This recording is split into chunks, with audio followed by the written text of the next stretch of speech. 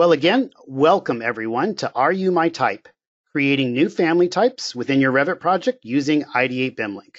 My name is Richard Taylor with Ideate Software, and thank you very much for joining me today. And again, once again, I'll mention that I have my trusted colleague, Sash Kazaminajad, who's going to be answering questions. So please feel free to type questions into the question panel, and we will answer them as best you can. I'm not going to put you on the spot, Sash. Are you there? Do you want to say hi? Hello, everybody. Thanks for having me here today. And Richard, enjoy the presentation, and I'll be here to help out. So yes, as Richard mentioned, ask lots of questions. All right, thanks. Yeah, and we're coming to you from both coasts today, from Boston, Massachusetts, and Portland, Oregon. So we got the whole United States covered. So again, my background is architecture. I've been working with Revit for over 20 years. I was fortunate enough to be one of the original employees at Revit Technology back before Autodesk purchased it. And then I worked for Autodesk for about 12 years as one of the product managers in Revit, and then worked at various software companies throughout the years. I'm always happy to connect with people on either Twitter or LinkedIn or Facebook. I have a business account on Facebook that's Richard Taylor, Ideate Software. So feel free to reach out and connect with me there. And of course, my email is richard.taylor@ideatesoftware.com. So Ideate Software is all about simplifying your Revit data challenges. We create 5 add-on solutions to Revit that you see there on the screen: Ideate BIMLink, Ideate Explorer, Ideate Sticky, Ideate Apps, and Ideate Style Manager. And today we're going to be focusing on one of the applications, Ideate BIMLink. So, but before we talk about the solution, I just wanted to kind of give you a brief overview that we have outstanding support and reputation. I'm going to be showing that we have online help, and we are supporting the last 4 releases of Revit, which is 2018, 19, 20, and 21. Today I'm going to be using Revit 2021, but rest assured that everything I show you is available on the other 3 Revit versions as well. And then I'm also going to show you quite a bit of substantial content for getting started. So we don't just give you the tools and the application, we give you a lot of content as well. And, we're constantly working with large firms all around the globe.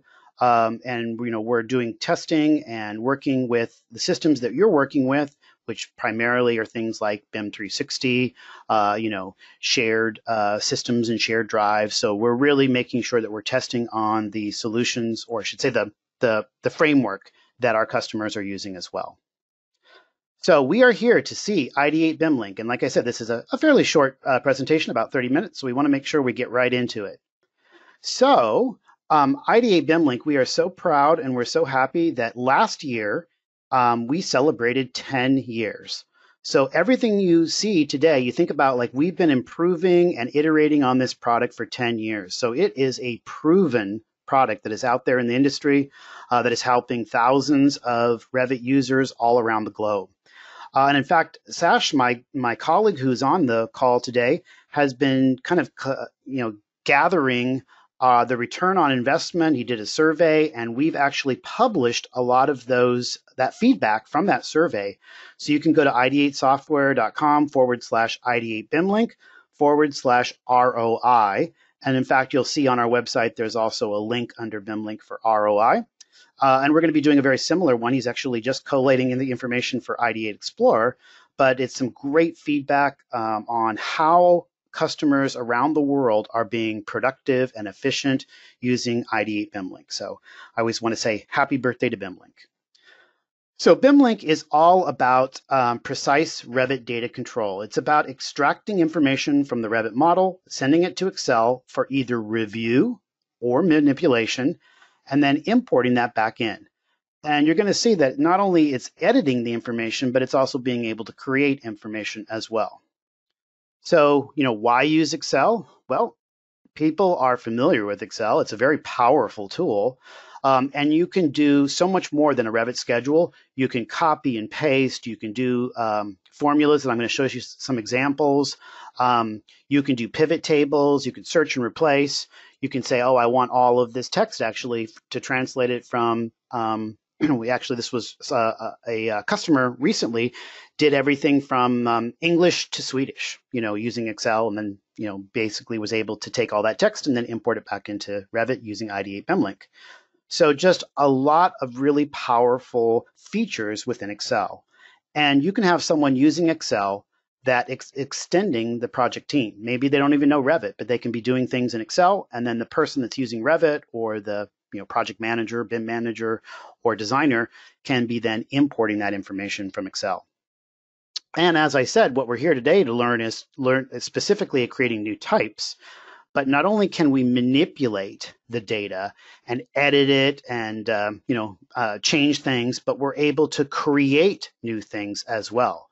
So you can see there, we've been able to, for many years, be able to create unplaced sheets and rooms, but now we can actually place spaces per the room information. We can place views.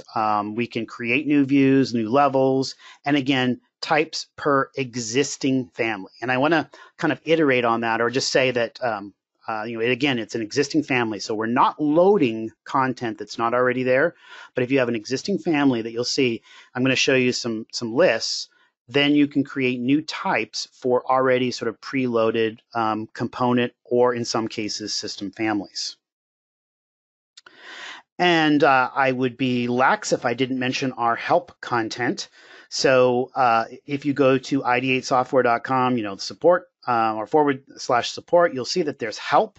And I just wanted to highlight that we have a couple help content topics on specifically creating new types with Ideate BIMLink. And then also, if you sort of back up one above it, is creating new Revit elements. So you can see there creating new sheets, unplaced rooms, spaces, custom families, area or Revit area elements, schedule keys, and so forth. So a lot, most, I should say 99.99% is all documented within our help. And that 0.1%, if it's not there, we want to hear about it. And we want to make sure that it is documented for your workflows. So our agenda today, I'm going to show you a couple examples of creating new types. We're going to go through and create some new generic annotation types and create a new note example. Then we're going to create some new view types for plan views. And then if I have time, I'll do some new planting types and some new curtain wall types as well. And I'm going to do the presentation, or I should say do a couple examples, and then I'll stop and see if there are any questions. So let's take a closer look, as they say. So I'm going to switch over here to Revit. And today, as I mentioned, I'm using Revit 2021, but again, it's the same for all 4 releases. So I'm going to cheat a little bit, and I'm going to show you Ideate Explorer, because I thought it was nice to kind of show, okay, well, this project already does have some generic annotations, and maybe my task at hand is to create some more of those, right? So with Ideate Explorer, what's really nice is I can actually change the filter. I've already got it here for annotation, and I'm looking at just annotative elements. And so if I come down here to my generic annotations, I have 11,000 of them, or I'm sorry, 1,186 of them. And you'll notice that I have a number of plan notes, right? And in fact, if I come over here to like number 1, I've got 6 instances of that. And if you look over that plan note, just to show you that if I edit the type here, it's got a leader arrowhead, it's got a work set, it's got a plan keynote number, and a description. So again, the type properties, these are the properties that I'm going to be able to manipulate with an Ideate BIMLink, since I'm creating new types, right? In this case, I'm not doing instances, I'm doing the types. So I just wanted to kind of show you what we already have available, and again, how would we create some new types? Okay, so let's close that. All the tools are accessed through Ideate software over here, and you saw I was able to go to Explore, but let's now go to Ideate BIMLink. And so here is when you first start BIMLink, if you don't have any pre-existing links, which are kind of like schedule definitions, it's going to come up here and say, well, you don't have anything created, it's going to be welcome. And this will change based on if you already have some links defined. So I'm going to come over here to new, right? And here's where I want to show you that, again, we have hundreds of sample content. Now, we don't have everything, which you'll see in a moment. I'll be able to create some new things, but there is a wealth of information here. So if I browse, I'm browsing my libraries, I can come over here and actually type in the word type. Is that a double entendre here? So I'm doing type, right? And so it's going to show me all of the things that are specific that I'm going to be working on, like, device types, door types. And I'm going to go over here, and you see that there's one called GA, generic annotation, types, create new. So what we've done is when a link is kind of set up to create new elements, we've actually appended the word new to it. Now, that doesn't mean you can't change things as well, but it's just set up so that it's easy to create these new elements. So I'm going to say next. And you'll see here now I have basically the family name and the type name, right? And so maybe I wanted to add some other properties associated with this, like, for instance, the description of what this is. And then I want the plan keynote number, let's say. So let's come down here. It's a different keynote. I've got this. It's a special one. And I want to move that up so it's like the family name, type name, then the plan keynote number, description. And then I also want to have the leader arrowhead that I'm using for this, right? So again, those are some of the things that I can sort of manipulate and work with. Now, right now, it's going to then, there's actually 325 elements. It's showing me a preview. It's not showing me all of them yet. I can show the full preview if I want, but for right now, I'm just going to say, okay, well, that's good. I've got this 325 elements, but I want to go and filter, because I really am only concerned about the plan. So I'm going to say where the family name contains plan. And so I have these really powerful filters, and I'm going to show you some other examples of that coming up, where we can do and as well as or conditions. And you'll notice the condition there, we have many variables that you can say whether it contains, not equal to, greater than, less than, and so forth. So again, a lot more possibilities than in native Revit.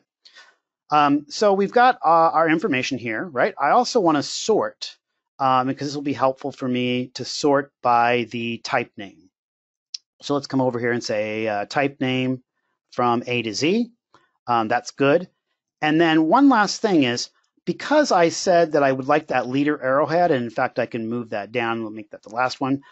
I want to have the ability to sort of modify things based on like a different leader arrowhead. But the important thing is that leader arrowhead does have to be loaded within the Revit project. The same way, another good example I'll be using in a moment is like view templates. There already has to be some view templates assigned. Like if I just created and say I want a view template called sample, and there's no view template there, it's going to give me an error. So the information does have to be created within the Revit project. But what's nice about that is now I can come over here to this link and I can say export with drop-down values. And you'll see what that's going to create is it's going to give me the selections of available items that are lists, and things like, for instance, the leader arrowhead, or lists like the view templates or the view types as an example. All right, so now I've got all this information. I've selected, I'm only going to have 24 elements there. I've got my filter. I'm going to say done. And I'm now going to export that generic annotations out, and we'll just give it the default name. So when it's done exporting, I have the ability to just say done. I'm going to do something else, or I can actually open the file directly from here, which I'd like to do. I'm going to open up the Excel file, and you'll notice now it's all sorted, 1 through 27. It's got the description, it's got the leader arrowhead, and this column over here, H, is the list that came out. So that's why it's a lighter gray, because it's not really used for, basically the darker A through F is really the sort of the live content, if you will. If things I'm changing, it's going to get changed when I import back into BIMLink. This is just information you're going to see that I'm going to be able to select. So the first thing I might want to do here is just say, you know what, I'm going to, not all of these, but let's just say I want to come up to this. I'm going to do a Control C. So I'm copying this information, right? So I'm going to copy the information down just to give some descriptions so I'm not typing in the descriptions. And then maybe I wanted to have Excel automatically increment the numbers. So I'm going to do that for both the plan keynote number and the type number. And then for the note plan, that's what they are going to be. This is the family itself, right? The family name that I'm using. And so what we're doing is, creating a new type. And so the new types are going to be 28 through 35 with these descriptions. Now, over to the right, we have this scratch pad over here that you can then start to do formulas. So for instance, let's say I wanted to do something where like this is going to be draft. So I'm going to say equals, and I'm going to put that in quote, and I'm going to put the word draft, and then do a dash, and then another equal, or I'm sorry, quotes. And then I'm going to concatenate that to, and let's see what we're on. It is E, and we want to make sure that I'm on 26. So that's where I'm starting there. So you see it highlights there, E26. So what it does is it just says, oh, just add the word draft to the beginning of that description. And so when I pull this down, right, that's going to basically add that formula to each one of those cells. Then I can copy the information, and then here is where I'm pasting the values back into sort of the live information. So now I just basically said, okay, I wanted to add the word draft to all of this, right? Now, here is where everything so far is this arrow filled 15 degree. But I know I have in my project all of these available. This is the nice thing is that, again, those drop-down lists. So for instance, if I wanted to change it to a dot filled 1/16, I'm going to do a Control-C, and I'm going to just say that's what I want this new draft annotation to be. Instead of the arrow filled, I want it to be a dot filled, right? So I'm now creating these, 6 or so different notes. Now, you'll notice here on column A, this is our key value, and we're doing a key value based on the Revit element ID. So what I want to do is type in the word new, because there's no Revit element ID yet, right?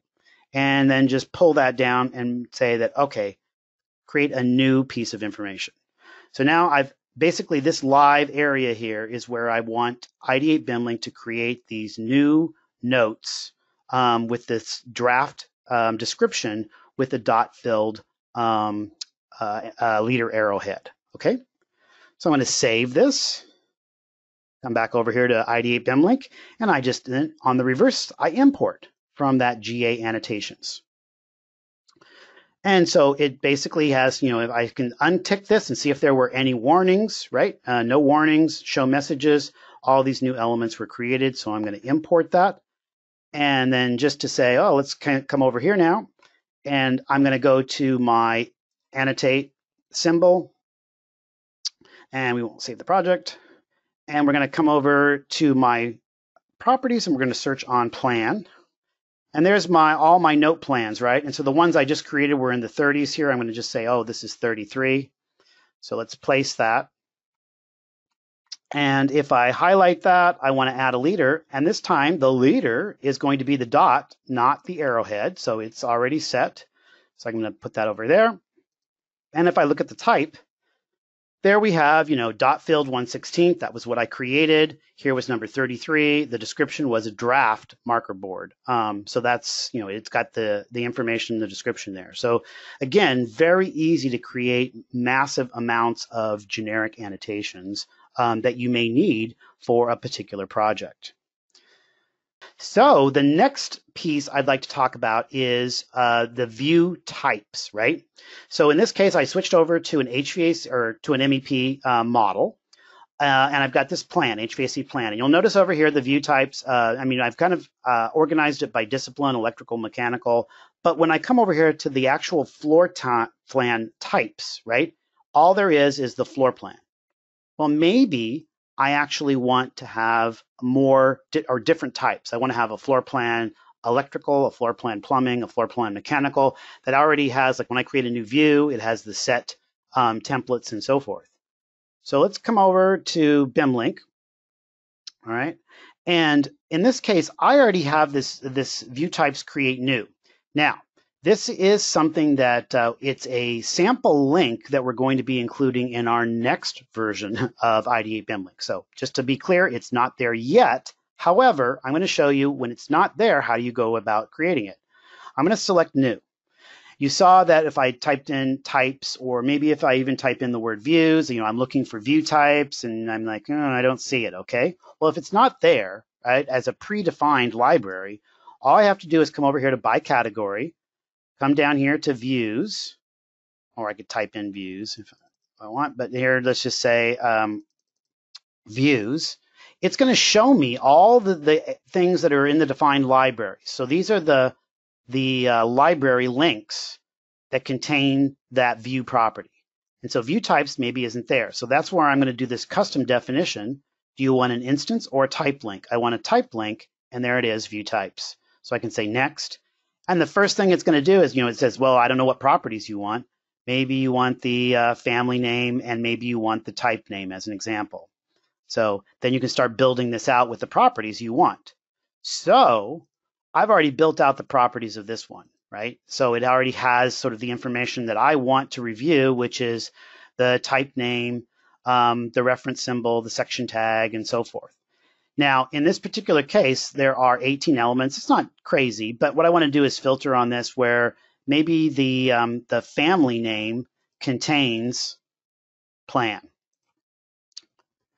And you'll notice that, geez, it didn't change too much. Well, because now this is an or condition. The family name is not equal to area plan, or the family name contains plan. If I want it to be both of those and condition, meaning the family name is not equal to area plan and it contains plan, I hit this little tick mark here and it becomes an and condition. So a really nice feature that I can do that by default, or I can hit this little tick mark and make it an and condition. So you can see now it's just got ceiling plan, floor plan, structural plan. All right, so let's go back to our properties. This is the properties that we're going to export out for that. And I'm going to go over here to my link, and you see that my export with drop-down values is already ticked there, which is really nice. You're going to see that I'm going to get some selections there. Okay, so let's say this, and I'm going to export. Now, what's really interesting here is by default, it gives me the name of the link definition, which is view types, create new.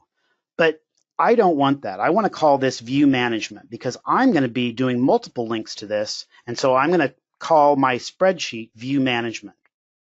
And it doesn't have to be the same. Now I'm going to open that file, right? And here's my generic annotation one. So you notice here is that list over here. There's under L is all the view templates. M is the call out tags that were in that were lists, right? And then here's what we have for ceiling plan, floor plan, structural plan. All right. So I'm going to use this as a base here, and I'm going to do a Control C, and I'm kind of going to come over here and do Control V, Control V, Control V. And so instead of, let's expand this a little bit. Instead of floor plan, I want this to be floor plan mechanical. And I want floor plan electrical. And as I mentioned, I want floor plan plumbing. So I want my main sort of disciplines to be a different type. So there's the reference symbol and so forth. Now, this is really interesting is because when you're creating a new view, you can, when it creates the new view, it can apply a view template, but then it just, it doesn't assign the view template to the view. So you can apply and you can assign. And so in this case, it's basically saying, all right, well, it's going to apply mechanical plan, but mechanical plan is not going to be permanently assigned to that view when I create a new view. So I'd like to change that for these. I'm going to show you that. I'm going to say true. And so I'm going to do a Control C and highlight those and say that that's true. And so for mechanical plan, there's the Control C. That's why I want the mechanical plan. And here's where I'm going to come over here and say, you know what, electrical. Which one do I want? Which view template? Well, here we've got one called electrical plan. It's pretty simple. But you never know what the spelling is, and it could be like abbreviation. So that's why I love having this list. You're not second guessing, if you've actually created it. Or if you type something called architectural sections with an S, and then you try to import that in with BIMLink and you get an error because there is no architectural sections, because with an S, it doesn't have it. So this is really great. You're getting the exact one you want. So I've got electrical, and the last one is plumbing. And you see there's plumbing isometric. And we'll do a Control C, hit the wrong character there. And then we're going to come back over here to this, Control V. Okay, now the other thing is, by default, the callout tag has been set to millimeters here. But you know what? I want to use the different callout tag. So I'm going to come over here and set that to be imperial units, do a Control C, and highlight that. Okay. So now what we've done, again, very similar to our generic annotations, I've created new types. I've created the information, the properties that I want, right? In this case, with a view template, a callout tag. The last thing I need to do is type in the word new to tell Ideate BIMLink that I want to create this as a new element. So now I'm going to save this information, and I'm going to close both of these Excel spreadsheets. And now we're going to import from View Management. And so what it does, it says, hey, I've got some new types created, right? And I'm going to say import. And if you don't believe me, now I can go to my view properties, and you can see now I have a floor plan electrical, mechanical, and plumbing. And in fact, since I'm highlighting this, and this happens to be an HVAC plan, I'm going to change this to mechanical. And you'll notice over here in the project browser, it's going to organize based on the view type. So now I have a view type here called floor plan mechanical, right? Now, let's come back over here to BIMLink. And this is not necessarily types, but let's do this. Let's say I want to say create some new views, right? So I'm going to go back to my browse category. And if I type in views and spell it correctly, view, you'll notice that there is a viewport create new, but there's also views on place. There's what I want is views plans. So here, views create new plans. That's what I want, because I'm going to be creating some new plans based on these new view types. So it's an instance link.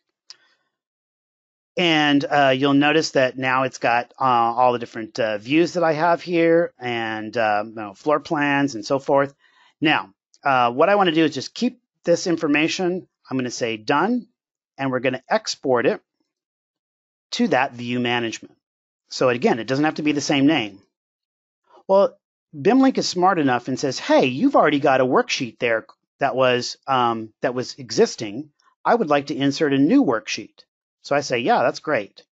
So when I open up this file, you'll see that it has not only this is the thing that we did before, right, the view types, but now I've got a new tab here called Views Create New. And what I love is on this one, remember column I, which is our drop-down list, it actually has all the types available. So it has the new types that I created, electrical, mechanical, and plumbing, right? As well as all the view templates and so forth. So, here is something where I can modify, like in this case, the HVAC plans, right? They're now set to floor plan, but maybe I wanted to modify them so they're mechanical. And in fact, now I can do a Control C, and I can come over here, and so all the HVAC ones are going to be mechanical. And then I'd like to take these items, these plumbing plans, let's say this floor plan here. I'm going to do a Control C, and I'm going to come down over here and go to the bottom of my worksheet and do a Control V. And so the floor plan is going to be plumbing, because that's my new one that I created, right? So I'm using the new information that I have there. And then I'm just going to say that this is level 1, let's say draft. I'm going to use my draft again. And we'll do the same thing. I can obviously do a replace or find and replace, but for this, since I'm only doing it 3 times, it's not that bad to just type it in. And then of course I need the level information, so I'm going to say this is going to be level 1, and this is level 2, and this is level 3. Okay, so I've got those, these are going to be new views, and so I want to type in that new and do a Control C and Control V. Okay, so new, there's the new floor plans. I'm going to leave this blank. If I actually said none, or if I assigned a view template, it would assign the view template because it creates the view, then it does the assignment. But if I leave this blank, watch what happens is, because I set that up, remember on our previous view type, to say when I create a new view using that view type, automatically assign the template. Okay, so now we're going to say save. Come back over here to Revit and BIMLink, and we're going to import from our view management. Well, it knows that there are 2. So it says, well, Richard, which do you want? Do you want the original view types? No, we didn't change anything there. We only changed things here. So, you can have as many tabs as you want, which is really awesome. And then, so now it said, you've got some elements that were created, some elements that were changed. So if I import, you'll notice that now You'll notice I have a floor plan mechanical and floor plan plumbing. And if I come over here to floor plan plumbing, and I come down here to plumbing plan, looks like I got to set that a little bit differently. But anyway, if I come down here and let's see, there is my view template, which is set to plumbing plan because it's a new view. And so that view type was set that when you created a new view using that type, use plumbing plan. The other one, if we remember what we did here with floor plans mechanical, if I expand on that, remember we changed a few of these. So if I double click on this one, let's get it. Oh, it's right there. That makes sense. So let's say I'll go over to this view. You'll notice that the view template says none because that wasn't a new view. It was just changing an existing view. So again, the type information here, if I edit the type, you'll notice that this is tick marked. New views are dependent on the tick mark or on the the view template. That's why this is ticked. So I know I'm getting over my time limit here. So I want to just make sure that we have time for some questions.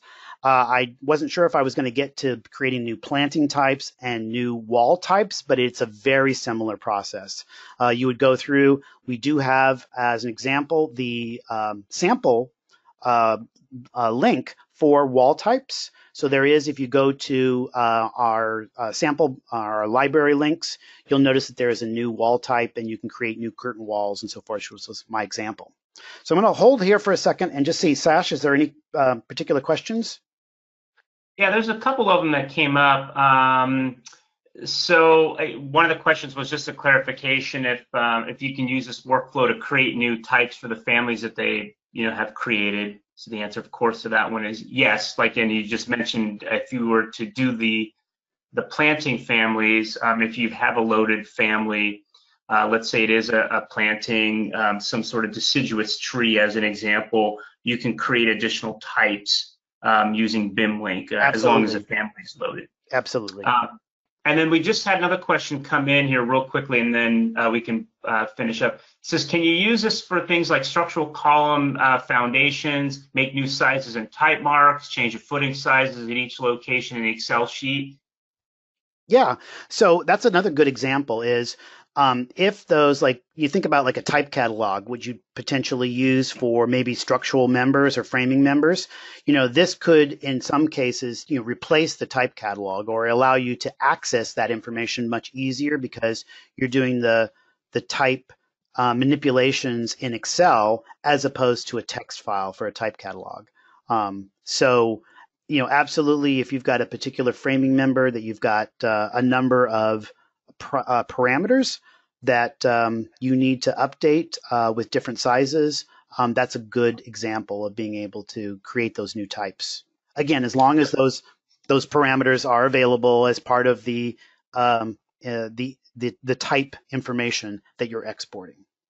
Yeah, good point. One of the things that was interesting, I will note, like when I didn't have time to do the planting category, but the plantings themselves, like the type, the height of the plantings, like a tree, was type based, but the radius was actually not available because it was all the way the family was constructed.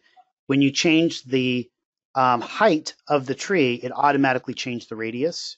So they were tied together. So again, when I was manipulating the types, only the height was the property that was able to be modified.